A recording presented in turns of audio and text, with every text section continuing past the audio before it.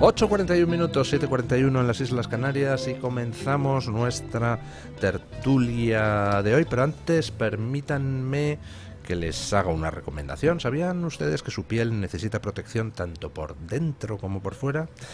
Con el Liosan Plus de Mederi Nutrición podrán proteger su piel desde el interior.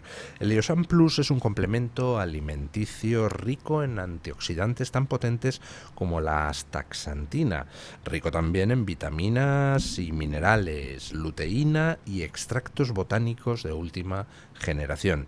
Con sus 15 ingredientes, el Liosan Plus fortalece la piel, potencia las defensas naturales y combate el daño oxidativo, que es un factor clave en el envejecimiento prematuro. Mederi Nutrición es ciencia y nutrición avanzadas. Es el momento de proteger su piel, refuerce su salud, brille desde dentro. Descubra el Liosan Plus en mederinutrición.com. Don Alejandro Macarrón, ¿qué tal está usted? Pues siempre feliz de estar con usted y con tan buena compañía como don Carlos. Don Carlos Hernández Quero, ¿qué tal? Estupendo, encantado de estar aquí. Bueno, luego hablaremos del tema de vivienda, porque CEU Cefas ha publicado un informe sobre vivienda del que algo sabe, creo, don Alejandro Macarrón, y también don Carlos Hernández Quero. Ya saben ustedes que es el portavoz o el experto en vivienda en el grupo parlamentario de Vox, y han presentado recientemente Vox su programa, no sé si de gobierno, electoral o programático, yo qué sé. Económico y de vivienda, dejemos Económico así. y de vivienda, así que luego hablaremos chulo, sí. largo y tendido de uno de los problemas fundamentales que en estos momentos tiene la sociedad española. Pero antes de eso, vamos con encuestas, porque ayer salía una en Electomanía, pues enormemente interesante. Ya saben ustedes que cada casa encuestadora, pues bueno, en fin, tiene sus sesgos y tiende a ir hacia un lado o hacia el otro, y por eso resulta a veces interesante comparar las encuestas de una casa de sondeos con las mismas encuestas de hace un tiempo de esa misma casa de sondeos. Y en el caso de Electomanía, es que la diferencia con el sondeo que sacó a principios de junio es brutal. El Partido Socialista ha perdido 23 escaños en un mes, o sea, van casi a escaño por día. Vox estaría en su máximo histórico con un 16% de voto y 51 diputados. Y el Partido Popular estaría en los 157 escaños, lo cual le coloca a solo 5 escaños de poder conseguir la investidura con el apoyo de Junts y el PNV, lo cual es una posibilidad interesante. En total, entre PP y Vox, según Electomanía, estarían ya cerca de los 210 diputados. 210 diputados es, para que ustedes sean conscientes, lo que proporciona mayorías cualificadas para, por ejemplo, acometer reformas constitucionales. Es curioso. Bueno, yo planteaba hace unos días en Twitter que tengo el corazón partido. No sé si quiero que Sánchez dimita ya y convoque elecciones, o si prefiero que resista pues unas semanitas más, porque a razón de un diputado por día, pues como resista 3 meses, el Partido Socialista se hace extraparlamentario, lo cual sería una excelente noticia para todos. Quería comentar un dato adicional que está pasando, yo creo que no había pasado en toda la democracia, es que suponiendo que el partido de Alvise, SALF, es también derecha nacional, y que el PP es derecha y Vox es derecha, digo por simplificar, suman más del 50%, yo creo que ya está en el 53%, creo que eso no había pasado nunca, porque en España una de las grandes desgracias es la derecha nacionalista vasca y catalana, que rompe, digamos, y que es aliada más preferente de la izquierda que de la derecha, a efectos de formar gobierno, ¿no? Y porque a la derecha le repugnan, digamos, determinadas concesiones, sobre todo últimamente, que ya el Estado está en el hueso, ¿no? Se ha ido dando tanto que hemos llegado ya al hueso de las concesiones, porque las de Aznar, bueno, posiblemente fueron excesivas, pero como se ha visto después, pues había margen para seguir regalando parte de soberanía nacional, ¿no? Entonces, eso es bastante impresionante, lo cual indica que si se hacen las cosas bien, puede haber efectivamente una mayoría única en la historia de la democracia en España. Además, un Vox que, lógicamente, comparado con el Partido Popular clásico, es un partido más de derechas o más de determinadas cosas que el Partido Popular durante 40 o 50 años no ha defendido, ¿no? Claro, es cierto que estamos aquí hablando de la suma de un bloque de derechas, pero no sabemos si el Partido Popular se reconoce dentro de ese bloque de derechas después del Congreso este fin de semana. Yo creo que es claramente difamatorio llamar al Partido Popular Partido de derechas, pero don Alejandro Macarrón sabrá. Sí, siguen con su eterna búsqueda del centro y del centro liberal y cristiano. Y es cierto que existe una gran distancia entre los valores y los principios y el sentido común que tiene la mayor parte de los votantes del Partido Popular y lo que se empeñan en encarnar sus representantes, que parece que desdeñan, incluso pueden llegar a tener rechazo a lo que creen sus votantes y anhelan siempre otros votantes. De hecho, después de las declaraciones que hemos visto de ayer del señor Feijóo, cabe pensar que incluso lo que el PP quiere y anhela ser es el PSOE bueno. Le deja al PSOE de Sánchez ser el rol del PSOE malo para ellos poder ser el PSOE bueno, e incluso parecía que estaba ya pensando, como ya sucedió hace 2 años, estaba queriendo vender la piel del oso antes de cazarla y estaba ya pensando a futuro, diciendo con quién sí, con quién no iba a pactar, si está más cerca de Paje o está más cerca de Vox, si el Vox va a estar en un gobierno o no va a estar en un gobierno. Y son estas actitudes de estar viviendo una realidad distinta a la que actualmente y aún lamentablemente tenemos, las que pueden llegar a malbaratar o a malograr esta oportunidad histórica de tener una mayoría alternativa que permita que haya también grandes cambios alternativos. Hombre, yo creo que la mayoría PP-Vox en estos momentos nadie la discute. Ahora, otra cosa es si Feijóo decidirá pactar con Vox o no, porque en principio podría pactar con Vox, o podría pactar con los nacionalistas, o podría pactar con el PSOE. Desde el punto de vista del Partido Popular, pues hombre, es una posición no demasiado incómoda, ¿no? Si puedes elegir pareja de baile, pues entonces puedes ir como en la yenca, izquierda, derecha, delante y atrás, 1, 2, 3. Yo creo que el PP prefiere pactar con el PSOE. Lo que pasa es que hay un factor único en España, respecto a todos los países somos únicos, ¿no? Pero uno de los únicos de España es nuestra guerra civil, que sigue pasando, ¿no? Rajoy ofreció un pacto de una gran coalición a Sánchez en el año 16, ¿no? Aquellas elecciones que quedaron con casi resultado empatado, y según declaraciones del propio Rajoy, uno de los objetivos era, si se hacía esa coalición, por así decirlo, históricamente se enterrara la guerra civil, porque los dos partidos se reconocían mutuamente como igualmente legítimos. Y el PSOE dijo aquella chulería, Pedro Sánchez, de no es no.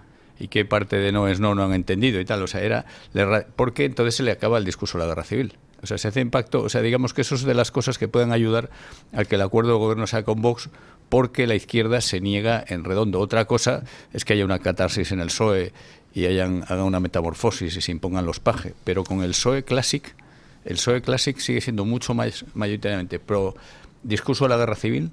Puedo decir que el malo es Franco, ¿no? Como decían, van circulando chistes, hay problemas de hoy día, no sé, el responsable es Franco, ¿no? Todo el rato el responsable es Franco, ¿no? Pues es que si le quitas ese discurso, ¿qué le queda al PSOE? ¿Defiende a la clase trabajadora? No, al contrario, legisla contra la clase trabajadora una y otra vez. ¿Qué le queda al Partido Socialista? Es cierto, una vez que todas sus políticas de las últimas décadas han ido destruyendo incluso su base electoral industrial, el obrero urbano, ahora los jóvenes, y lo que ha tenido que hacer es reinventarse, por una parte, con todo lo que se habla siempre de las nuevas batallas culturales y lo woke y demás, pero por otra parte siempre con esa referencia histórica de aquella edad de oro de la izquierda, donde la izquierda sí era transformadora y conseguía cosas que eran los años 30, y por tanto se mantiene eso como algo que amalgama a su votante, y que en la medida en la que tenemos una sociedad aún muy envejecida, pesa mucho en el voto de muchas personas sus recuerdos del franquismo, incluso de los más mayores, sus recuerdos a lo mejor de la guerra civil o de las historias heredadas en casa, y eso el Partido Socialista sabe que es una baza para tener atado a mucho votante. Comentaba don Luis que el Partido Popular está en una posición, creo que ha dicho, privilegiada para poder elegir, pero lo cierto es que ayer Feijóo dijo que ellos elegían no elegir, porque dijo, con el PSOE no vamos a pactar, con Vox no vamos a gobernar, y a los nacionalistas no les vamos a ceder nada.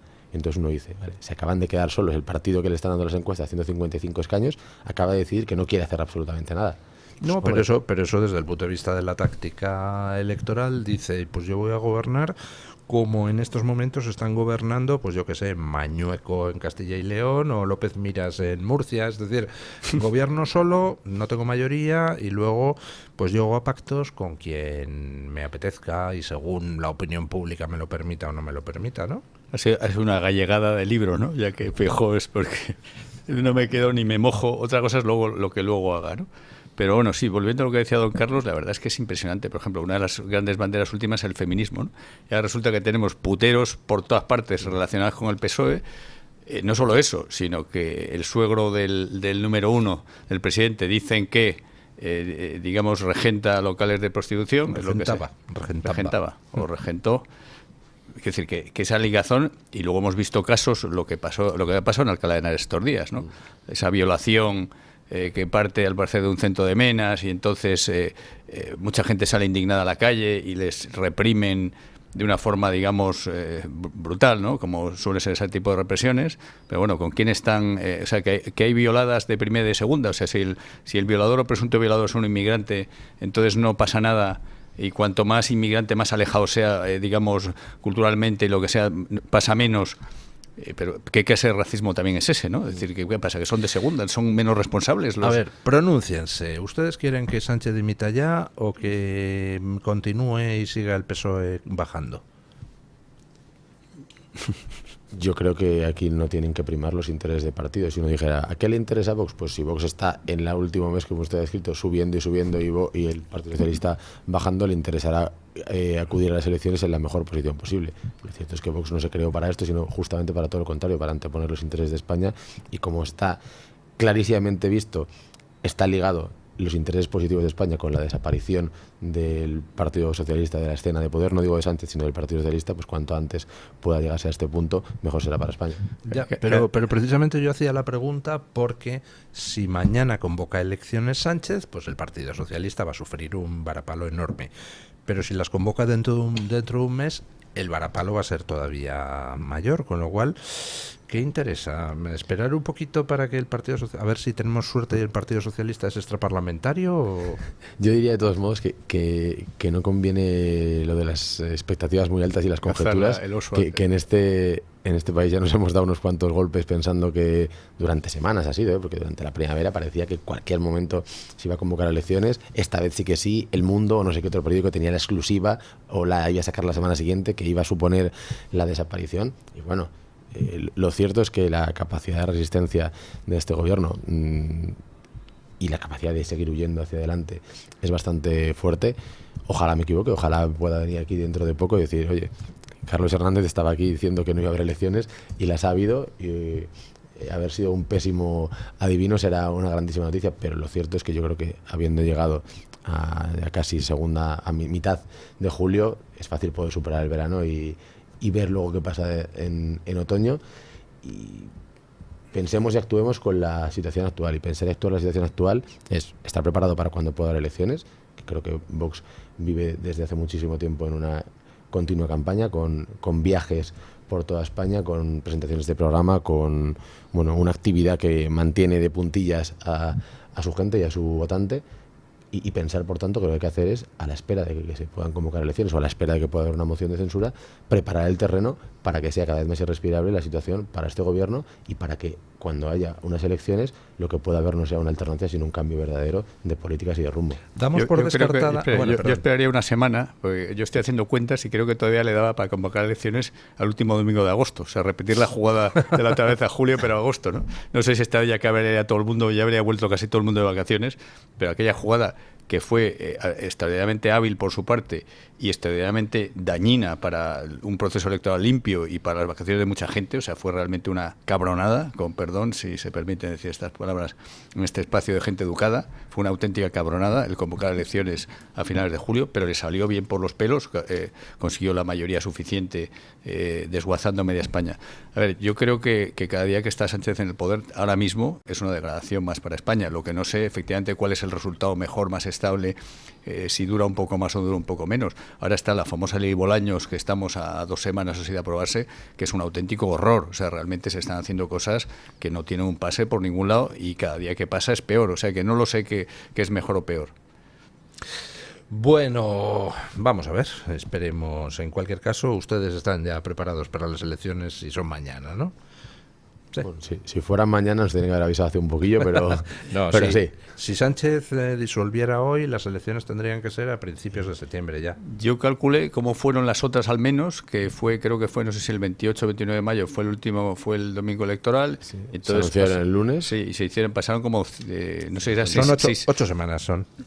Fue menos, la otra ¿Menos? vez. Yo creo que sí. Fueron 6 o 7. Entonces, por eso decía que no sé si todavía me salían las cuentas de que nos diese por saco el último domingo de agosto. No, yo creo que ya prácticamente es imposible. Bueno, vamos a hablar del tema de la vivienda y, por cierto, también el tema de las listas de espera sanitarias, que antes nos comentaba don Alejandro Macarrón un dato fuera de micrófono que es espeluznante. Se han duplicado las listas de espera sanitaria en estos 6 años. Desde el 2015, más o menos. Desde el 2015. Más o menos lo que es el número de días de espera, o sea, hay distintas formas de medirlo, ¿no? Pero días de espera medios para consultas, para intervenciones quirúrgicas, claro, lo más grave o urgente, pues se intenta tener como se puede, pero lo demás, digamos, te van dando, por así decirlo, ¿no? Por ejemplo, lo que más tardan en producirse una operación de tipo estético, ¿no? Las estéticos, aunque a veces son muy importantes, si has tenido una quemadura, no es de estética, digamos, de lujo, ¿no? Pero sí, se está produciendo una degradación. A ver, esto es muy sencillo de entender. Vamos a simplificarlo, pero la simplificación no es grosera.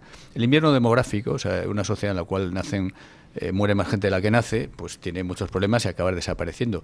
Pero todas las infraestructuras, todas las cosas que hay, como se van quedando un poco vacías, en realidad tienes más capacidad, habría menos tráfico en las carreteras, se quedarían viviendas vacías. En la sanidad, si hay una serie de hospitales, pues y sigue habiendo los mismos médicos, pues seguiría habiendo, aunque va habiendo más gente vieja. ¿Qué pasa si te viene una avalancha de personas? 3,6 millones de personas en 10 años, que es lo que ha venido neto de inmigrantes, ¿no? Aunque hemos perdido algo de españoles, tú tienes en las mismas infraestructuras, en las mismas, sea vivienda, sea carretera, sea lo que sea, pues tienes que atender a mucha más gente. Encima, en la sanidad, por ejemplo, en concreto, los inmigrantes prácticamente solo consumen sanidad pública. Los inmigrantes en media son menos viejos que los españoles, con lo cual en ese sentido consumirían menos. Pero tienen dos cosas. Una, por menos poder adquisitivo, prácticamente solo consumen sanidad, y luego tienen la novedad que es normal, es humano. Hoy un país donde me han atendido nunca y de repente tienes aquí el chollo del siglo, que es la sanidad española, entonces la sanidad está colapsada y la vivienda 3/4 de lo mismo.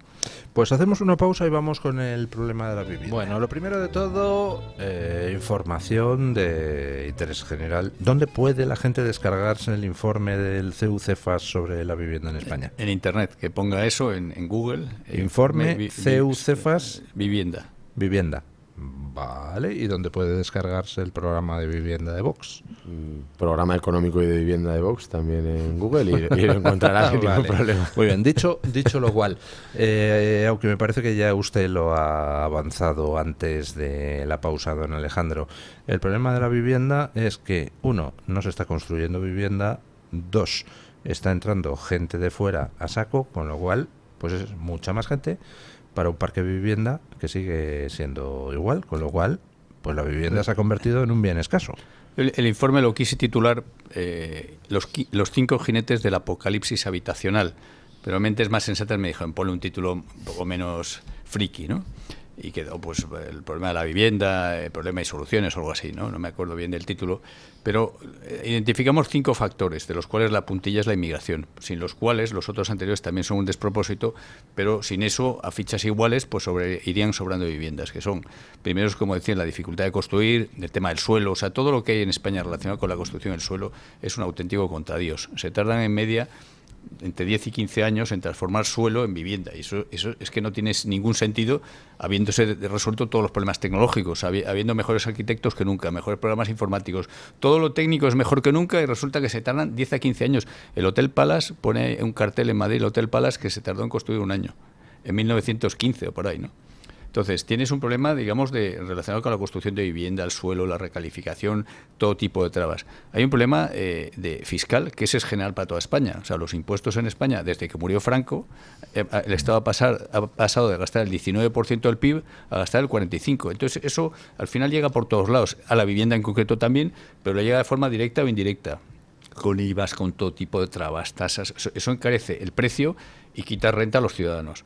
Luego tienes un problema de ocupación, la famosa ocupación que tiene ahora mismo 3 formas, ¿no? La clásica es gente que ocupa un inmueble por la cara, pero tienes otros 2 tipos de ocupación, que es el que deja de pagar la hipoteca y no le echan porque teóricamente es vulnerable, cuando tendría que ser no a costa del banco o de quien sea el mantener en una vivienda, sino a lo mejor a costa de la sociedad, de beneficencia o de lo que sea, ¿no? Y luego lo mismo, ya la puntilla ha sido lo que llamamos ahora la inquiocupación, ¿no?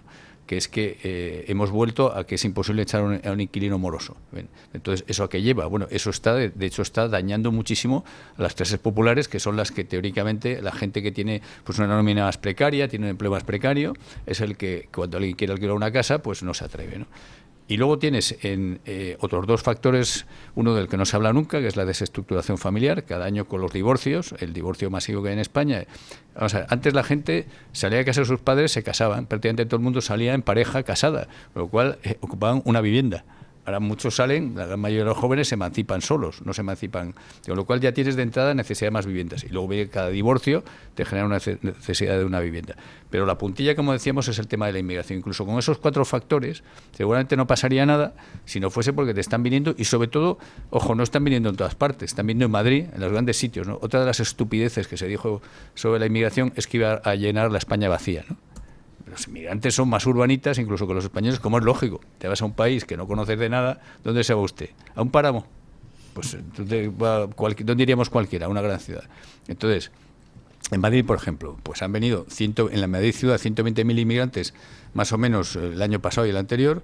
Eso significa una necesidad de unas 40.000 casas y se han construido menos de la mitad, con lo cual te va consumiendo, o sea, digamos, es la tormenta perfecta en la que estamos ahora, que además es completamente inicua y está dañando a muchísima gente, sobre todo a gente débil, que hablan de la izquierda siempre los débiles, que son jóvenes, también los inmigrantes, a los propios inmigrantes, cada uno que viene teóricamente saliendo algo peor, pero viene y entonces se está produciendo una cosa que no había pasado en 1000 años, que es hacinamiento. En España no para de bajar el número medio de personas por hogar prácticamente desde la muerte de Franco, desde poco después que empezó a caer la natalidad. Bueno, pues está empezando a incrementarse el número de personas por hogar porque se están alquilando. Cuando usted y yo éramos pequeños se alquilaban habitaciones y había en los tebeos salía el realquilado. Bueno, pues estamos en la España del alquiler de habitaciones. Y perdón si hablo demasiado, don Carlos me interrumpe y usted también.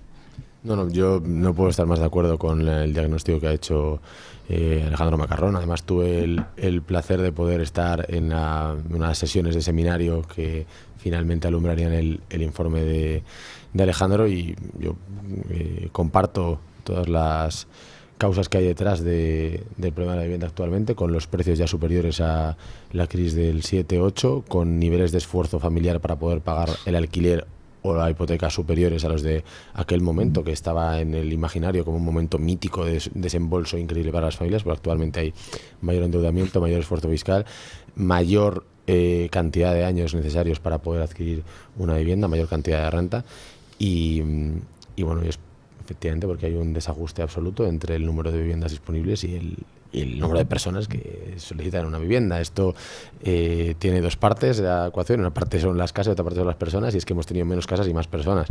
Y de momento no conocemos a personas que no tengan interés en vivir en casas. Que esto es una cuestión bastante importante, porque quienes los llaman y quienes piden que cada año vengan cientos de miles de personas no se preocupan pues a dónde van a vivir. No sabemos si van a vivir debajo de un puente, en cavernas, en tiendas de campaña o efectivamente con estas experiencias de hacinamiento. Ni tampoco se preocupan de aumentar la infraestructura de servicios médicos para atender a varios millones de personas más. Una cosita que me comentan, están subiendo los precios, se están disparando hasta en Soria. Soria es, por ejemplo, dentro del invierno demográfico, el problema del invierno demográfico, de la despoblación, el envejecimiento de los paradigmas. Están viendo porque me comentan que ONGs regadas con dinero público, justamente de ONGs no tienen nada, son sí gubernamentales, nada de no gubernamentales, son las que negocian, pagan el alquiler de esos inmigrantes adicionales que no necesitan nuestro mercado laboral y que ellos viven de eso, ¿no? Comen pero comen de que les da el dinero público, porque a ver quién rayos, los que hemos estado en el sector, digamos, de sin ánimo de lucro y sabemos lo complicadísimo que es levantar dinero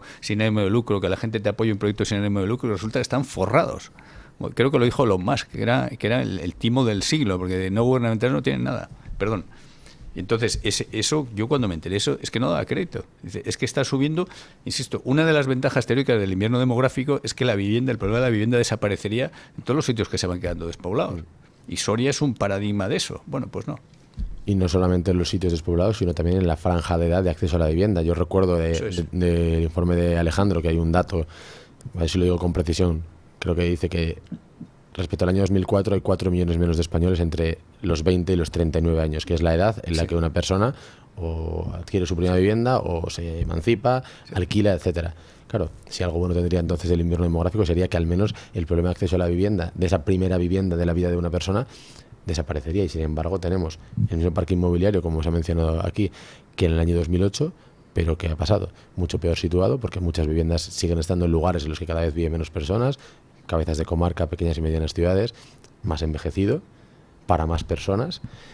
Y lo cierto es que, por tanto, hay un auténtico drama, hay un drama por todas las cuestiones que ha mencionado Alejandro. También yo creo que hay un elemento más a tener en cuenta, y es que en contextos en los que había una precariedad rampante por parte de las clases medias y clases populares, dificultad de acceso a la vivienda, falta de poder adquisitivo y demanda hiperconcentrada en las grandes ciudades, esto se vivió, valga el símil con todos sus matices, en los años 50 y 60 con una gran emigración campo-ciudad en España, y con una demanda de vivienda altísima y con toda una corona de poblados chabolistas en torno a Madrid y Barcelona porque no tenían la capacidad las autoridades urbanas de poder proveer de vivienda al ritmo que llegaba gente.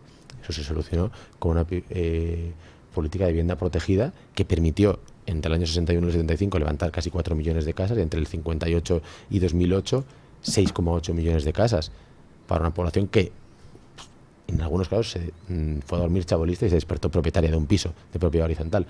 En la actualidad, esas viviendas, esa política de vivienda de protección oficial se abandonó por completo, tal vez porque se consideró que ya no era necesaria, porque se había alcanzado un nivel de bienestar. Pero lo cierto es que en la última década y media hay cada vez menos oferta, hay cada vez más gente necesitando una casa, y estas políticas volverían a ser eficaces. Eficaces, eso sí, si tenemos claro quién es el destinatario de estas políticas. Tiene que ser el español. No puede volver a suceder las escenas que vimos hace 2 semanas en Pontevedra, cuando ante un sorteo de adjudicación de vivienda protegida nos encontramos que un porcentaje inferior al 1% de la población de Galicia, que era la población de origen magrebí, estaba capturando más del 20% de las ayudas, y con mucha razón una señora muy indignada decía: estos son unos sinvergüenzas porque estamos aquí haciendo cola, llevamos 20 años esperando una vivienda protegida, y lo que sucede es que al final se la llevan los de siempre, que no se apellidan ni Macarrón, ni Hernández, ni Del Pino, sino que se apellidan de otra forma, etcétera, etcétera. Entonces tenemos que tener claro que toda política de vivienda protegida que permite el acceso a la vivienda en propiedad tiene que ser para los españoles, para ensanchar la base de personas propietarias que es la base de personas que forman parte de la clase media, que son libres, que son autosuficientes, que no dependen de subsidios, que pueden emprender, que pueden ahorrar, es decir, que pueden tener una vida digna y que no van a vivir como la horda prehistórica, de forma nómada de un lado a otro, o con lo que estaba mencionando Alejandro últimamente, de estas condiciones de hacinamiento que parecen casi propias de novelas del Londres victoriano, y que son a lo que nos están condenando cada vez más. Cuando los jóvenes se emancipan ya no se van con la novia, porque además se les ha dicho que la novia es para mucho más tarde, y que incluso está mal tenerla para toda la vida, y que incluso ahora, dentro de los nuevos hábitos culturales, pues mejor tú vives en tu casa, yo en la mía, hacemos lo que queremos y nos vemos el sábado por la tarde y ya está. Entonces ahora te vas con amigos, no, te vas con quien puedes, muchas veces con desconocidos, y la edad media de la persona que vive en un piso desconocido en España es 34 años y medio. ¿Cuánta gente, para que sea la media, cuánta gente tiene 40, 42, 43 años y está empantanado en un piso compartido sin tener ni la más mínima privacidad ni la posibilidad de tener hijos?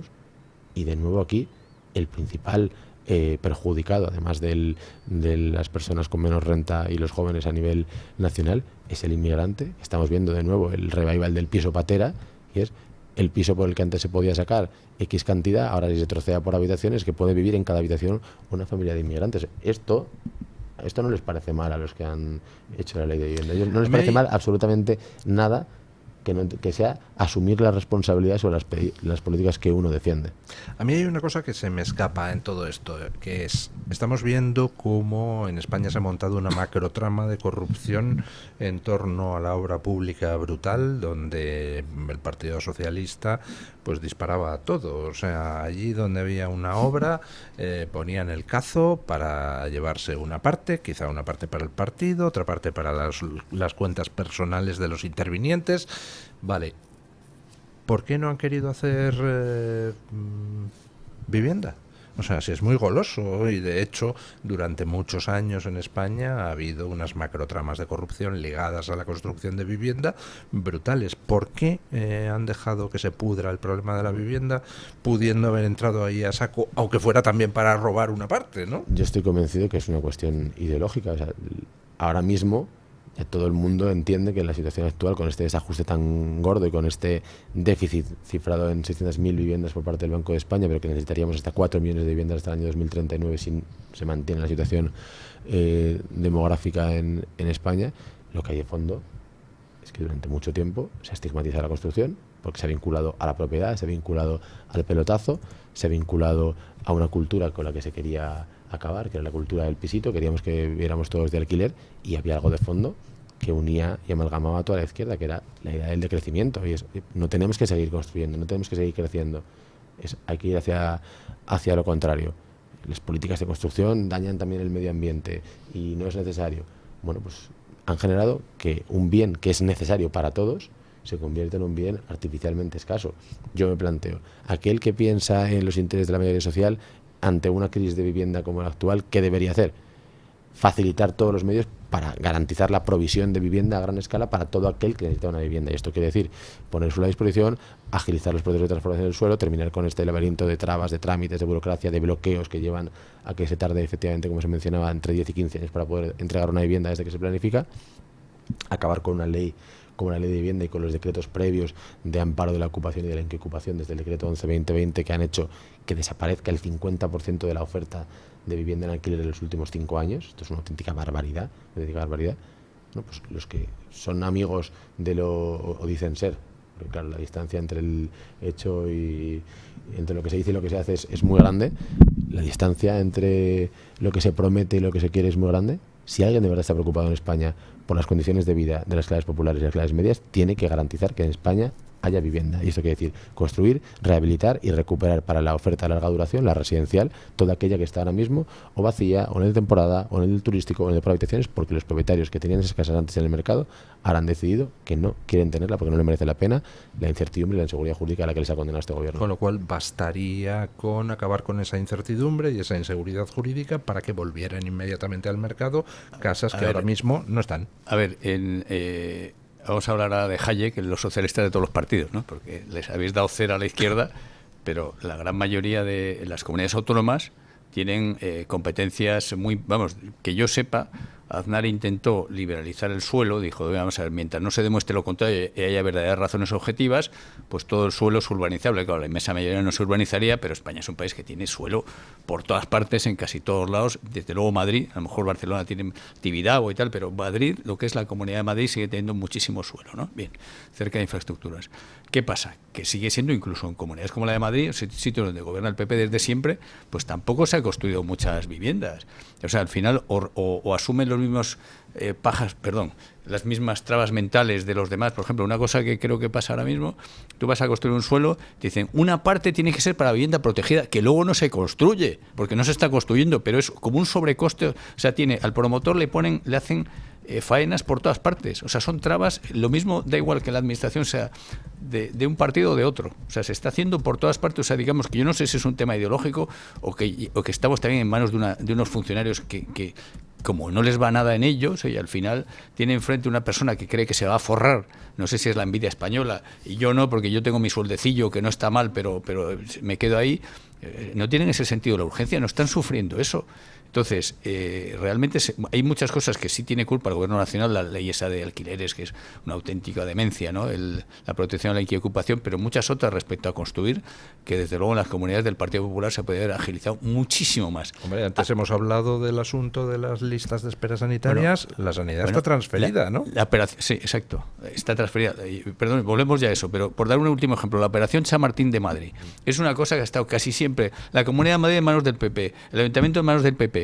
La operación Chamartín, que es un proyecto que puede ser estupendo, de construir decenas, no sé si decenas de miles de viviendas, desde luego muchos miles, más mucha actividad, creo que se empezó a hablar de ello en el año 93. O sea, es que es una cosa que es de no creer. O sea, la falta de conexión con los intereses reales de los futuros inquilinos o propietarios y entre medias, todo el mundo hablando del paro y de cómo crece la economía. Fíjese, en el pleno Madrid, en lo mejor de Madrid, lo que se podía haber armado y dónde están, cuántas viviendas se han construido en la operación Chamartín hasta ahora. Pero bueno, sí, hablamos de sanidad, si quiere. Ya no, que la sanidad, estamos diciendo, las listas de espera se han duplicado desde 2015. Oiga, pues tendrá parte de responsabilidad el Gobierno central, pero la sanidad está transferida. Por tanto, si la sanidad en Madrid, en Andalucía o en Castilla y León se están aumentando las listas de espera, algo tendrá de responsabilidad el Gobierno autonómico, digo yo. A ver, usted y yo somos ingenieros de teleco de formación, ¿no? En telecomunicaciones y en tráfico en general siempre te cuentan que cuando un sistema, una carretera o una línea un sistema telefónico no tiene un poco de congestión a veces, es que está sobredimensionado. O sea, para que nunca haya problemas de tráfico en cualquier autopista tendría que tener 17 carriles. Bien, entonces es bueno que tenga un poquito de congestión en las horas punta, porque si no costaría mucho más. Entonces el sistema está dimensionado, pues como comentaba don Carlos, antes estaba más o menos correctamente dimensionado, había unas ciertas esperas, o sea, tú no vas y te atiendan. Si hay un médico al segundo siguiente que tú pidas siempre, salvo que sea una urgencia, es que hay médicos de sobra y eso cuesta muy caro. O sea, hay un equilibrio entre el servicio público o privado y las esperas. Si se han duplicado, es que hemos pasado ese punto de congestión excesiva. Entonces, lo mismo en las infraestructuras, las carreteras, cuando ya no hay un atasco solamente de 8 a 9 de la mañana, sino que hay un atasco, deja de haber atasco solo a las 3 de la madrugada, es que tenemos un problema en Houston. Entonces, cuando se duplican las listas de espera, es que hay un problema de congestión. Y eso tiene que ver seguramente con que viene mucha más gente, que está acostumbrada a no pagar. Una de las cosas que siempre se ha hablado es cómo se mete un cierto copago en la sanidad para que quite congestión y además financie algo, porque claramente hay necesidades insoslayables de pedir consulta médica y hay gente que es, digamos, más hipocondríaca o como no me cuesta nada. Eso pasó, ¿sabe qué pasaba con la gente mayor? Cuando se puso por primera vez la televisión española hace 1000 años, empezó a emitir por las mañanas, dejó de ir bastante gente a los ambulatorios hospitales. Gente mayor que era una de sus actividades. O sea, es que no hay derecho a... Bueno, no hay derecho. Es decir, es lógico, si no te cobran nada, ¿por qué no voy a ir ahí, no? Entonces, ese tipo de cosas, insisto, tenemos un sistema más o menos bien dimensionado y ahora lo tenemos ya congestionado, pero es que sigue. El problema es que siguen llegando 500.000 de inmigrantes al año. Ya, pero quiero decir que es que aquí hablamos de ese problema de no actualización de las infraestructuras y de los servicios para adaptarlo a la avalancha migratoria, y parte de responsabilidades de Sánchez, pero también tienen la responsabilidad de los gobiernos autonómicos, que tendrían que haber puesto los medios para poder hacer frente a esa avalancha. Es que España está tiesa, perdón si está tiesa en lenguaje coloquial. O sea, tenemos unos déficits prácticamente todas las administraciones. Con Sánchez ha aumentado, no solamente nos ha frito impuestos porque ha aumentado mucho lo que pagamos los españoles, pero es que también ha aumentado lo del déficit. Si usted aumenta los impuestos... un momento, exacto, aumentas los impuestos y resulta que no solo no sobra dinero, sino que el déficit aumenta y encima los servicios pues son ahora peores que hace 6 años, pues quiere decir que alguien está robando a las puertas. O que se está comprando votos a mansalva. Alterando el censo demográfico. ¿Cuáles son las dos Españas? Como hay muchas dos Españas posibles. Una de ellas los que viven del presupuesto y otra los que aportamos sobre todo al presupuesto. Yo aquí considero que no deja de ser paradójico que el momento en el que se están brindando peores servicios coincida con el momento de récord de recaudación y de récord impositivo y de récord de deuda por parte de las distintas administraciones, y que no es una cosa exclusivamente de Sánchez, sino que yo diría que viene siendo la tónica habitual al menos de las últimas 2 décadas, un Estado que gana cada vez más presencia y mete más la mano en el bolsillo del ciudadano, y que sin embargo se despreocupa de brindar los servicios que se compromete como Estado a tener que facilitar.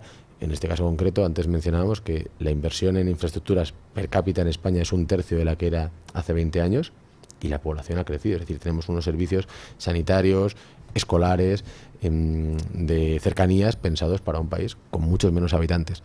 Y esto es autonómico y es nacional, pero sobre todo las políticas que han estado repartiéndose Partido Popular y Partido Socialista en los últimos 20 años, de regularizaciones masivas, de fronteras de plastilina, de concesiones prácticamente sin gestión de la nacionalidad, y de creer que la inmigración nos iba a salvar. La inmigración iba a salvar las pensiones, iba a salvar el estado de bienestar, y lo cierto es que la inmigración masiva pone en jaque, pone en riesgo la viabilidad del estado de bienestar.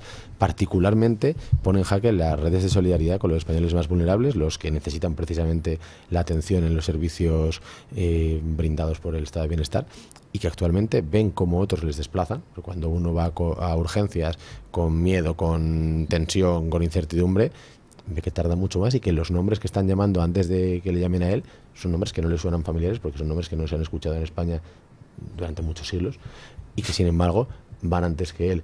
Y van antes que él porque esas infraestructuras sanitarias no se han adecuado a ese crecimiento masivo de población. Claro, es que ¿cómo se iban a adecuar? Si va creciendo a 500.000 al año la población, y 500.000 que se concentra, pues como decimos, en las principales ciudades, ¿no? 120.000, 140.000 es lo que está creciendo la Comunidad de Madrid. Pues esto lleva a un colapso de las infraestructuras evidente. Y el resultado, la cara B del colapso, es que esto obliga a las familias españolas a un desembolso mayor del que antes hacían. Las familias españolas antes estaban acostumbradas a que cuando tenían que ir, ojalá fuera 1 o 2 veces al año, a un hospital, se les atendía en tiempo y forma. Si tenían una operación, se les atendía al poco tiempo. Que si querían, iban estrechos, apretados económicamente, podían llevar a sus hijos a un colegio público y iban a recibir una buena atención, y eso no les iba a hacer tener peores oportunidades que quien fuera a otro tipo de colegio. Lo que sucede actualmente es que las familias tienen que guardar una parte de sus ya muy precarios ingresos para destinarlo a una tarjeta sanitaria privada, a seguridad privada, a transporte privado de vuelta a casa por la noche cuando salen, a tener unas clases extraescolares o un colegio concertado o un colegio privado, porque todo aquello que antes era de calidad ahora está saturado. Y no solo está saturado, sino que incluso eso afecta a tu propia salud o a las perspectivas de futuro laborales de tus hijos en el caso del colegio. Por tanto, la cara B es que además de estar pagando mucho de impuestos, estás pagando los impuestos para que otros sean los que disfruten de estos servicios públicos, porque la inmigración que estamos importando es receptora neta y receptora directa de ayudas sociales, y que por tanto la cara B de esto es que además tienen que estar guardándose un dinero que no tienen para tener tarjeta sanitaria privada o colegio privado. Es decir, el desguace total de la clase media en España, y el disfrute de los servicios por el último que ha llegado, que no ha guardado cola y que no tiene la culpa del ojo, tiene la culpa que les ha llamado. Eso es. Ahí Jesús Fernández Villaverde, que es una persona que suena cada vez más, escribe unos artículos excelentes, ¿no? Contaba estudios que se han hecho en Holanda y Dinamarca, donde más o menos dice el 10%, 10-15% de la gente en una economía moderna aporta casi todos los impuestos, lo que cuesta el estado de bienestar.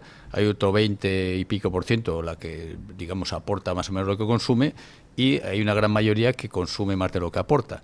Y típicamente ahí está casi toda la inmigración, porque es poco cualificada.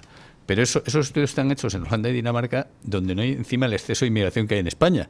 Porque si encima si toda la inmigración la tienes colocada, la inmigración que viene estaría en esa categoría. En general, a lo largo de su vida consumiría más de lo que aporta, pero tampoco sería un déficit catastrófico. Pero insisto, si encima tienes mucha más de la que necesitas, tienes 4 millones de parados crónicos, ya la cosa estalla. Y pasa lo que está diciendo don Carlos.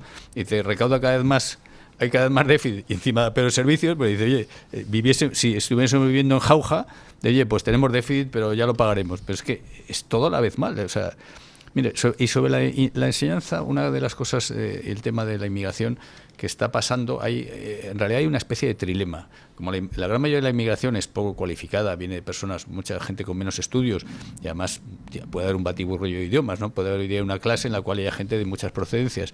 Entonces, eso de forma natural aboca a tres posibilidades malas. Una, o hay que bajar el nivel de la clase, porque si no, pues hay una parte que no sigue, quitando los chinos tienen mejor nivel que los naturales, incluso de cualquier país, son muy estudiosos, son muy listos, pero hay que bajar el nivel, o si se mantiene el nivel hay mucho más fracaso escolar, con lo cual estamos creando una fractura social para la siguiente generación, o hacemos gueto, llevamos a los inmigrantes a escuelas especiales, lo cual es malísimo de cara a la inmigración y más caro. O sea, ¿cuál es la solución buena? Es que esa idea de bombero de que los seres humanos somos reemplazables, que si los españoles no tienen hijos vendrán otros, no puede salir bien. Y no puede salir menos mal o peor, pero bien, no puede salir. Y de nuevo aquí el perjudicado es quien está forzado a convivir en las calles, en los colegios, en el centro de salud, con esta inmigración masiva, porque evidentemente el que tiene el dinero para que su hijo vaya a un colegio elitista en el que el único extranjero que se encuentre sea el que le ponga el menú, ese no tiene ningún problema, pero el que en su clase la mitad de las personas no comprenden el idioma, eso evidentemente va haciendo que la clase se tenga que ajustar a las capacidades de los alumnos, y a que al final ese chico español de familia humilde que podía estar esforzándose y gracias a su esfuerzo poder tener el futuro que él quisiera, ya no lo va a poder tener. El inmigrante viene arraigado. O sea, tenemos una parte de esos inmigrantes, hoy día llevan ya bastantes años en España, están perfectamente enraizados, y cuando parecía que empezaban a prosperar, le viene esa competencia laboral incrementada, esa presión por los recursos. Ellos, que eran consumidores de servicios públicos no colapsados, pasan a ser también consumidores colapsados. O sea que realmente hay que parar absolutamente ahora mismo la inmigración en números netos. No podemos aceptar para la sociedad española y para todos los que estamos aquí, incluyendo los últimos inmigrantes que llegaron. Los últimos inmigrantes que llegaron, por favor, hay que poner inmigración cero en términos netos. Y yo creo que conviene verlo desde varias dimensiones, porque ha dicho Luis, esa de don Alejandro, no podemos aceptar, pero es que no se puede aceptar en términos de seguridad, porque es que el aumento por 3 y por 4 de las violaciones nos está hablando de un fenómeno de si has cambiado la composición social y demográfica de un país, cambia los comportamientos de la población de ese país y por tanto también la criminalidad. Lo hemos visto recientemente en Alcalá, pero además estábamos viendo un despertar de una conciencia popular de rechazo frontal de este tipo de actitudes, manifestaciones en Alhama de Murcia, en Sabadell, en Alcalá de Henares recientemente. No podemos, desde el punto de vista de los servicios sanitarios, del mantenimiento del estado de bienestar, de la devaluación de las condiciones laborales. Se habla mucho de que en España hay salarios muy bajos. Pues narices, como no va a haber salarios bajos si hemos inundado el mercado laboral de personas que están dispuestas a trabajar por 4 duros y que realmente están haciendo que se deterioren las condiciones laborales y los salarios en los ámbitos laborales donde ellos son fuertes. Y finalmente no podemos en términos de identidad. Y yo creo que esto es algo que se queda siempre fuera del discurso, pero es que aunque no presentaran tasas mayores de criminalidad, aunque no hubiera una saturación de servicios, aunque no llevara a un auge descontrolado de los precios de la vivienda, es que los españoles dejamos de ser españoles y somos otra cosa. Y como la identidad creemos que es algo fundamental en la vida de las personas, a lo que dice quiénes somos, lo que hemos sido, lo que vamos a ser, cómo nos relacionamos, cuáles son nuestras costumbres, nuestras rutinas, nuestros hábitos, lo que define lo que somos, que es un patrimonio al que no podemos decir que no. La identidad también es un valor que hay que defender y que hay que preservar y que está absolutamente amenazado hoy por la inmigración masiva. Bueno, en ese último punto, una cosa que he escuchado últimamente, incluso algún hispanoamericano, ¿no? Dice, no, yo me vine a España para que España acabe siendo como mi país, que tenía mucha más delincuencia y gobernantes fallidos y todo, pues para eso me quedo allí, ¿no? Digamos, incluso para el inmigrante que viene, ha venido a España. Otra cosa es que en esta España vaya a haber más kebab, vaya a haber más fajitas, todo lo que quieras, ¿no? Vaya a haber más arepas, perfecto. Y además eso en realidad nos gusta a todos, ¿no? De vez en cuando. Eso está muy bien, esa parte. Pero lo que es la básica, lo que es la España, digamos, lo que decimos de la identidad, no en el sentido, digamos, cerrado y absurdo, sino un sentido natural, reconocible, diferenciable, es que nos estamos convirtiendo. Ellos querían venir a España. Vamos a ver, es que incluso más de 2/3 de la inmigración que está viniendo ahora mismo es hispanoamericana, que tiene lógicamente más facilidad de integrarse. Pero, por ejemplo, viene de países con unas tasas de criminalidad absolutamente mayores que las marroquíes. Mayores que, es decir, las tasas de homicidios. ¿En Centroamérica? En España estamos en 0,6 homicidios por 100.000 habitantes. Cuando Bukele llegó al poder, en El Salvador estaban en 100 por 100.000.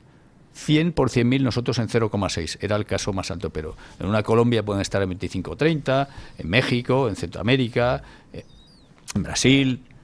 O sea, son tasas que vamos, aquí son. Entonces, la hipótesis es que aquí solo van a venir la parte de la gente de esos países que aborrece el crimen. Pues la mayoría sí, claro, por supuesto, y también la mayoría de los colombianos no delinquen. Ahora, lo normal es que te vengas, si tienes una inmigración masiva y descontrolada, que algunos importen ese crimen que aquí no habíamos conocido. Afortunadamente habíamos llegado a una especie de sociedad, no sé si happy, pero con un cierto nivel de paz real, que se está perdiendo por eso. Es que esta idea de fondo de que los contextos no importan, que la cultura no importa y que todos somos reemplazables y que da igual que seas de Wisconsin que de Tomelloso porque te vas a comportar igualmente en los sitios, bueno, se ha probado que es falsa, y cuando importas masivamente personas, importas masivamente sus patrones de conducta. Y entre ellos está también la criminalidad. En algunos lugares de Centroamérica hay unas tasas de criminalidad absolutamente increíbles. En Suecia había unos niveles de crimen bajísimos, y cuando has cambiado la demografía de Suecia, resulta que ahora está superando incluso a El Salvador, que es una noticia de hace un mes, que hay más crímenes en Suecia que en El Salvador. Bueno, pues, ¿a dónde queremos caminar? A países que sean reconocibles. Esto no es una cuestión de esencias duras o de creer que las sociedades son inamovibles en el tiempo. No. Es defender que haya países que sigan siendo reconocibles, que no seamos continentes sin contenido, sino que el contenido, la sustancia, es que dice todo de nosotros. Dice todo, porque nosotros lo que somos, pues, vosotros sois teleco y yo soy historiador, muy bien, pero la mayor parte de las cosas que somos no las hemos elegido. No elegimos ni la cara que tenemos, ni cómo nos apellidamos, ni dónde hemos nacido, ni quiénes son nuestros padres, ni quiénes son nuestros hermanos, y todo eso es lo que configura y predetermina lo que somos. Y estamos cambiándolo, y va a cambiar cómo nos relacionamos con los que tenemos alrededor, evidentemente. Volviendo a eso de la criminalidad, por ejemplo, en Marruecos, yo he oído esto y entiendo que es así por las cifras que puedo manejar. Hay mucho menos delincuencia, o sea, es más probable están aquí todos. Bueno, no, es por la mano blanda aquí. ¿Por qué aquí había lo que llamamos mano blanda? Un Estado ya que era muy poco represivo. Las sociedades se ajustan, y si tienes muy poco crimen, pues puedes efectivamente ser más blando con la policía, más blando con las leyes. Si eres como El Salvador, pues te acaba llegando un Bukele, pues esperemos a ver cómo evoluciona, porque es verdad que dices, hombre, lo que se ve por ahí, mucho mejor como están ahora que como estaban antes, pero es verdad que te gustaría pues que no hubiese esas cárceles hiperhacinadas, eso que se está viendo, ¿no? Que da un poco de miedo, ¿no? Pese a todo, ¿no? Pero bueno, pues es que las sociedades se ajustan. Claro, si tú mantienes la mano blanda y la tolerancia que teníamos aquí, que está muy bien, o sea, una policía no muy represiva, pero te viene gente que viene de países donde hay mucha más mano dura, donde la policía mata delincuentes sin problemas, porque lo mismo que en Colombia matan muchos delincuentes, matan policías, al revés, ¿no? Claro, están acostumbrados a eso, de repente viene aquí, esto es jauja. O sea, no es de nuevo culpa, entre comillas, del que viene de fuera. Somos nosotros los que estamos propiciando un modelo que no puede funcionar bien. Hacemos una pausa publicitaria y nos vamos a hablar del panorama de la corrupción. O sea, ya es que te asomes al medio al que te asomes, siempre hay una noticia de corrupción relacionada con Sánchez. Muchos rescoldos. Bueno, la verdad es que últimamente está siendo complicado el tratar de elegir qué noticias de corrupción dar, porque no podemos dar todo. No tendríamos tiempo en el programa, así que hay que efectuar una labor de selección para quedarse con lo más significativo, lo más importante, lo que más información aporte a la audiencia. Y dentro de los datos de hoy, además de la declaración que hoy se espera del dueño de la empresa de Servinavar y de un ex alto cargo de Acciona ante el juez, hay un dato que trae el Confidencial. No sé si el Confidencial o el Mundo, perdónenme, en estos momentos no lo recuerdo, de que el Consejo de Ministros otorgó a las obras del túnel de Belate la mayor subvención directa que ha dado a una obra pública durante la legislatura. Le dio 8 veces más dinero que a la segunda obra que más dinero recibió. Esta obra del túnel de Belate es una de las que está bajo sospecha tras los informes de la UCO por el posible reparto de mordidas. Y es muy interesante porque la concesión de esa subvención a las obras del túnel de Belate se produce por Real Decreto, es decir, dedazo del Consejo de Ministros, a propuesta de Óscar Puente. ¡Óscar! Y hay que recordarle a Yolanda Díaz, que se le llena la boca de nuestros ministros no están enfangados en la corrupción, que todas las decisiones del Consejo de Ministros, por ser órgano colegiado, son responsabilidad de todos los ministros, salvo que alguien haga constar en acta su oposición en un acto de un gobierno, de un órgano colegiado.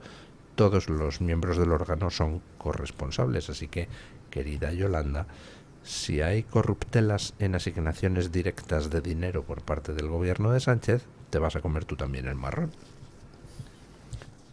Pues sí, como bien dices, es muy difícil seleccionar qué es lo peor o más gordo, pero vamos, esto huele... ¿A ustedes qué les ha llamado más la atención de las noticias de los últimos días? Lo de que sea Real Decreto, que es otro abuso que está viendo, vamos, también Pedro Sánchez ha ganado por goleada a todos los anteriores presidentes, que han tenido sus defectos, unos más que otros. Es impresionante, ¿no? Es cómo se admite el Real Decreto, que es algo teóricamente de situaciones de excepcional urgencia y tal y cual y pascual, ¿no? Eso ya huele a chamusquina, ¿no? Que sea mucho más que el resto de las obras. Ahora, eso sí, a Cerdán están a medio segundo de no haberle conocido nunca, ¿no? ¿Cuánto falta para que... Ese señor del que usted me habla y tal. ¿Quién es ese? ¿Cerqué? Sí. Bueno, ¿a usted cuál es la noticia de las últimas que han salido en esta semana? Yo reconozco que con la goteo constante de los casos de corrupción y las novedades de cada día ya empieza a estar un poco incluso hasta saturado y rebosado, es un vaso ya lleno y creo que incluso tengo poca capacidad para retener las novedades, pero sí ha habido una cosa en la última semana que para mí ha sido llamativa, que ha sido la entrevista que concedió la vicepresidenta Yolanda Díaz con Alsina y le preguntan precisamente por la corrupción en el gobierno. Bueno, primero se le escapa decir, nosotros somos la parte del gobierno que no, eso es absolutamente delicioso, pero luego se tira 1 minuto y medio balbuceando ante la posibilidad de tener que decir qué haría su partido en caso de que se comprobara una financiación irregular por parte del Partido Socialista como estructura. 1 minuto y medio balbuceando en el que acaba hablando de los ERTE, de que lleva 6 años como ministra, de que cuando ella entró al ministerio su familia le dijo que se pusiera en la puerta y entrara y saliera para que viera que eso era algo transitorio. Es decir, la izquierda de las plazas, la izquierda del 15M, la izquierda de la transparencia, de la regeneración democrática, del no a las puertas, ¿cómo era? Las puertas giratorias, de la corrupción, del bipartidismo, de PP y PSOE, la misma mierda es. Esa izquierda que venía como fin loable a regenerar la vida pública y a decir que había actitudes que eran reprochables y que no podían seguir reproduciéndose en la vida pública, es la que está tragando con todo y participando con todo, y ahora pueden dárselas de mosquitos muertos, pero están ahí, están en el ajo 100%. Eso, hace poco ha fallecido el gran actor cómico Mariano Ozores, ¿no? Entonces yo creo que Yolanda Díaz parece Mariano Ozores, pero en cutre muchas veces, porque Mariano Ozores tenía a veces en las películas, de repente hacía como una especie de balbuceos, ¿no? Para escaquearse de alguna situación incómoda, decía algo que no se entendía nada, ¿no? Pues lo de Yolanda Díaz a menudo es eso mismo, lo que pasa es que con mucha menos gracia, claro, porque como bien estáis diciendo, ella es corresponsable. O sea, hay que tener cara dura. Vamos a ver, una persona que dice que equipara el comunismo con la libertad, cuando no hay nada más antitético, no ha habido nada más opresivo que el comunismo. El comunismo, nazismo, vamos, están al mismo nivel, de lo peor de lo peor. Cuando una persona dice ese tipo de cosas, que la tengamos en el Consejo de Ministros, que la tengamos de vicepresidente, es un insulto a la sociedad, salvo que la sociedad... Y demuestra hasta qué punto de degeneración ha llegado la izquierda. O sea, que Yolanda Díaz haya llegado a ser la líder de todo ese mundo a la izquierda del Partido Socialista, ¿cómo estará la izquierda? O sea, Pablo Iglesias, que es mucho más listo, será lo que sea, pero es mucho más listo, tiene que decir, pero ¿cómo es posible que esta me haya desplazado a mí de vicepresidente cuando, vamos, yo soy muchísimo más listo y lo es? Bueno, yo también creo que esta gente con ego, y Pablo Iglesias es un tipo listo, pero también tiene ego, sí, disfruta con esto. Dice, bueno, así se me recordará mejor porque la que ha venido detrás menuda está preparando. Hay una cuestión interesante, que es que esta izquierda que se llama a sí misma izquierda transformadora y que considera que tiene grandes objetivos, que no son la mera gestión, ni la mera reforma, ni la socialdemocracia, sino que tienen objetivos de país y hay que cambiarlo todo, se proponen cambiar todo a lo grande y no son capaces de cambiar ni la conducta de sus compañeros de partido, ni los casos de vejación, acoso, abuso que había en su partido, ni cambiar mínimamente la conducta de sus compañeros de Consejo de Ministros. Quieren cambiar un país y no son capaces de cambiar ni siquiera al señor Errejón cuando lo tenían en su partido, o la composición del mercado del Consejo de Ministros y el comportamiento de sus compañeros en el mismo. Por tanto, es de nuevo una demostración más de una izquierda cada vez más incapaz, que puede tener muchos colorines, muchas presentaciones de PowerPoint, muchos actos, muchos TikToks, lo que ellos quieran, pero se está demostrando cada vez más inane, cada vez más incapaz de poder apelar a la gente y decir, yo voy a cambiar cosas, es que no son capaces de cambiar absolutamente nada. Y aquí van a ser ellos las víctimas, porque el PSOE tiene una base de votantes que no va a desaparecer, y Sumar, en las últimas encuestas le dan adelantado por el PSOE, o sea, por Podemos, pero incluso en riesgo de perder su grupo propio. Va a ser Sumar la víctima propiciatoria. Siempre en los gobiernos de coalición, nadie se acuerda de que aquí el primer gobierno de Ayuso fue con Ignacio Aguado, prácticamente en igualdad de número de escaños, y luego Ayuso siguió y el Ciudadanos desapareció.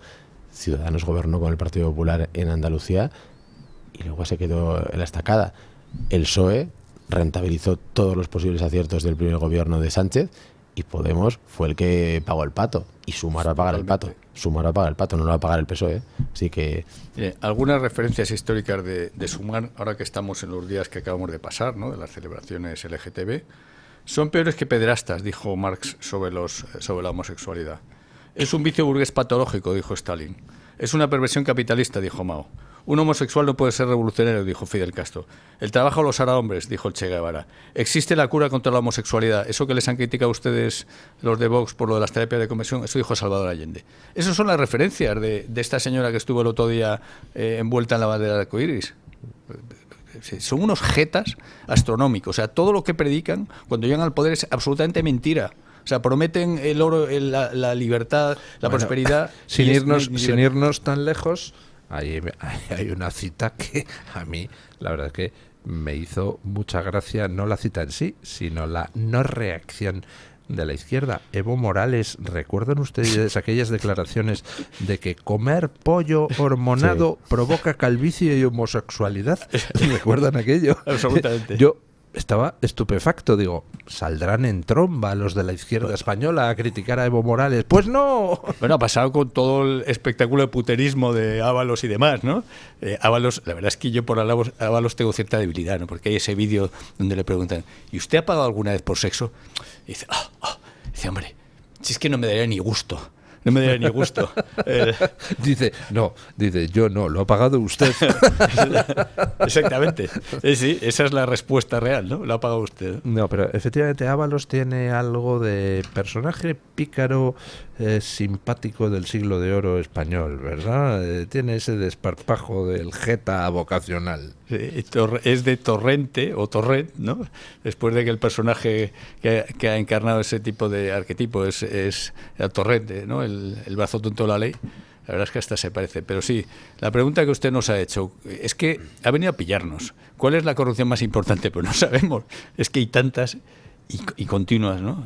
Porque está saliendo cada día, lo que sale es más inverosímil que el anterior. En todo caso, sobre la corrupción que cada día aflora más, sí creo que conviene, para los que no tenemos las ideas del bloque de gobierno, hacer una reflexión de fondo, porque ahora estamos todos a la expectativa de si va a caer el gobierno por el último caso de corrupción o por la nueva revelación, pero creo que es importante que todos tengamos claro que lo que verdaderamente ha sido gordo en este país no es la corrupción de algunos cargos del Partido Socialista o de algunos cargos del gobierno o de todos aquellos que tenían alrededor, sino la traición política, la corrupción política que se ha dado en este país en los últimos años, que ha desguazado el país, que ha acabado con las clases medias, que ha supuesto un reemplazo demográfico, que ha supuesto que nos prohíban explorar y explotar nuestros recursos, que ha llevado la inseguridad a las calles que antes eran apacibles y tranquilas, que ha permitido que entre a la dirección de la nación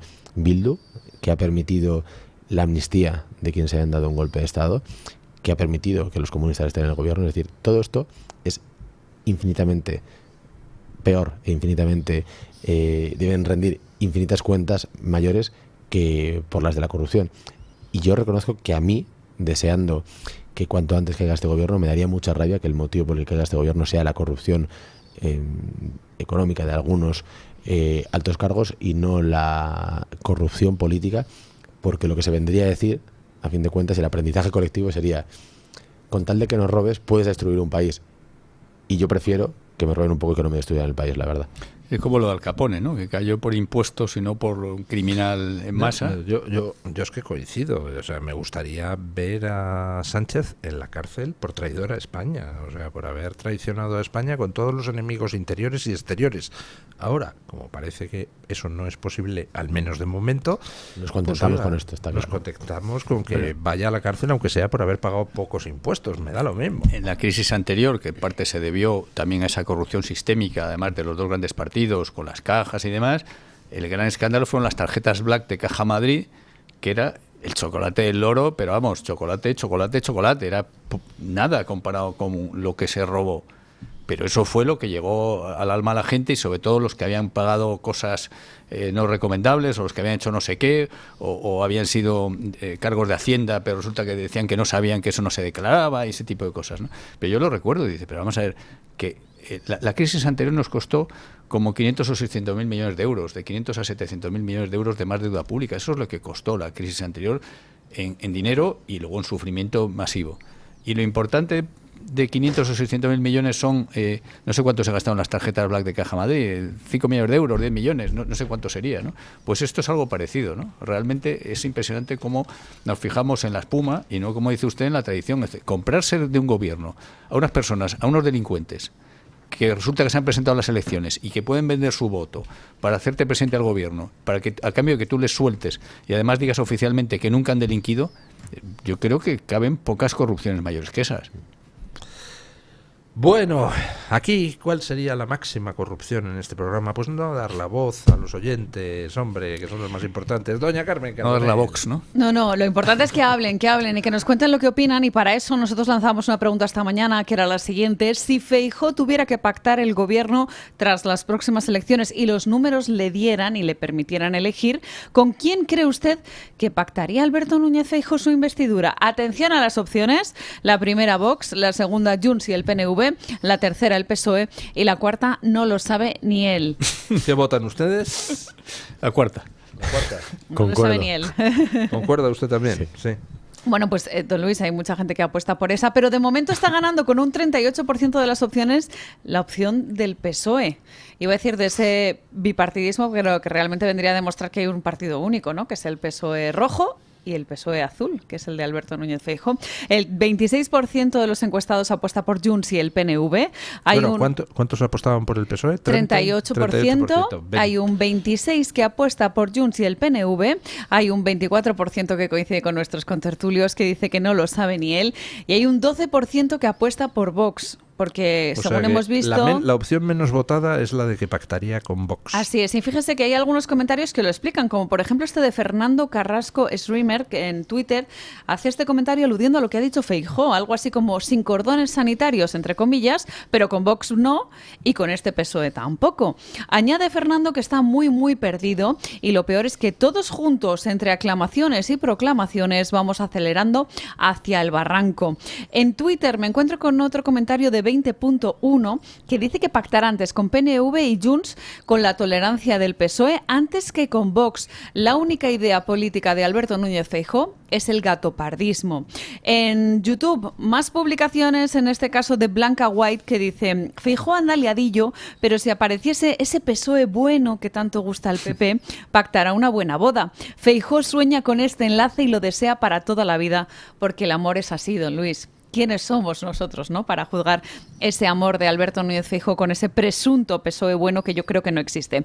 Michael Mena, también en las publicaciones de YouTube, dice que pactará con el PSOE. Ellos son los que se reparten el dinero del esfuerzo de los españoles. No pueden permitirse perder a sus privilegios que con tantas mentiras han conseguido, que con tantas mentiras han ganado. Y en el chat de YouTube, Mari Carmen Zabaleta dice que vivimos peores que nuestros abuelos por culpa de estos traidores del PP y del PSOE. Y Manuel Andrómeda 2000 dice que el PSOE es una organización mafiosa que está dejando España como un solar, pero el PP es parte del problema también. Pues es que el pacto con Junts y el PNV, si no le pidiesen demasiado, yo creo que en realidad es el que más le gustaría, que es lo que intentó reeditar también, se hizo con Aznar, y se intentó reeditar Rajoy, pero vino la crisis y tal. Pero lo que pasa es que efectivamente, como ya han consumido todo lo que se le puede consumir sin cargarse de verdad al Estado, pues ya ¿qué les puede dar más al PNV y a Junts? Digo yo, no sé qué se les puede dar que no sea ya... Más dinero. Sí, pero es que no hay. O sea, el PNV, más dinero, o sea, el cupo vasco es un auténtico, un privilegio fiscal, descomunal. Yo no sé qué más ya se les puede dar. Encima que sea negativo, que encima les dé el Estado dinero, porque es una birria.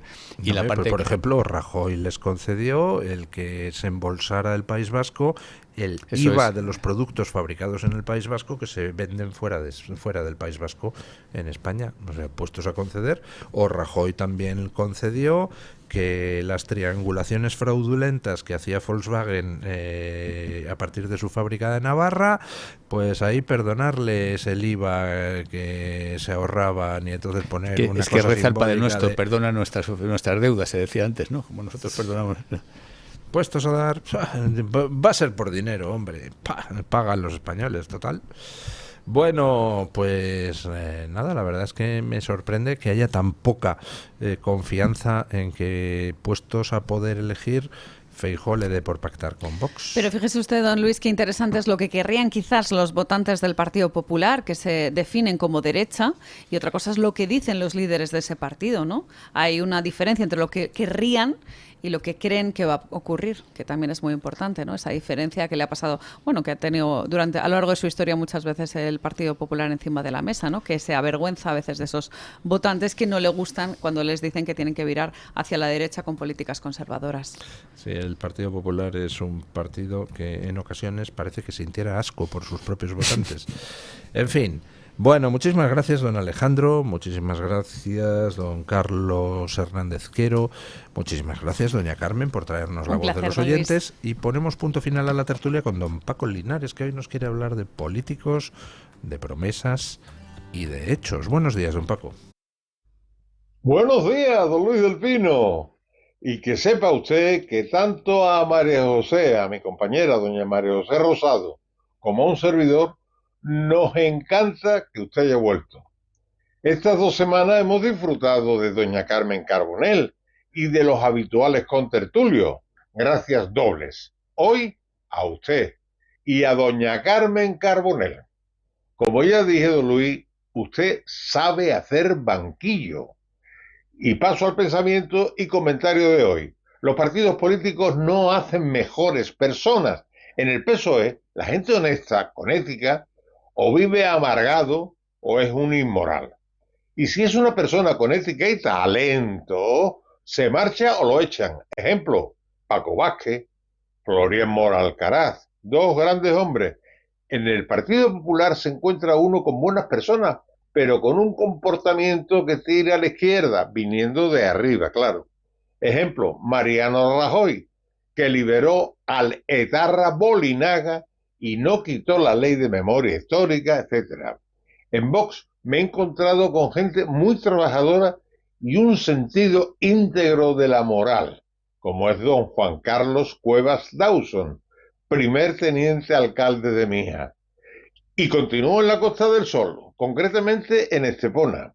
Tenemos allí el mejor alcalde de España, que desde el año 2011 se afilió al Partido Popular. Don José María García Urbano se afilió al Partido Popular porque Vox no se había fundado todavía, en mi humilde opinión. Don José María García Urbano llegó a ser alcalde de Estepona hace 14 años. Después de 14 años ha logrado que 300 millones de deuda que tenía el ayuntamiento cuando él llegó a la alcaldía se hayan pagado a razón de casi 60.000 euros diarios. ¿Cómo? Pues eliminando móviles, coches oficiales, alquiler de almacenes que no se utilizaban, etcétera, etcétera. Él mismo no ha cobrado ni cobra 1 euro del sueldo del ayuntamiento. Don José María García Urbano proviene de una familia tan humilde como honesta y ganó las oposiciones más difíciles que hay en España. Agárrense, por favor. El señor García Urbano es notario, registrador de la propiedad y abogado del Estado. Éticamente intachable y una gran persona. Hoy Estepona es el ayuntamiento que menos impuestos cobra a sus ciudadanos. ¿Qué podría haber hecho si no hubiera tenido que pagar esa deuda de 300 millones de euros? Por cierto, deuda que dejaron los alcaldes socialistas. Merece la pena que busquen Ayuntamiento de Estepona en la web estepona.es, estepona.es. Mientras existen personas como él, o mientras existan, que se dejen de soflamas y discursos vacíos, Como decía mi admirado Quevedo, nadie ofrece o promete tanto como el que no va a cumplir. No es el caso de don José María García Urbano. Mañana más y mejor. Punto final.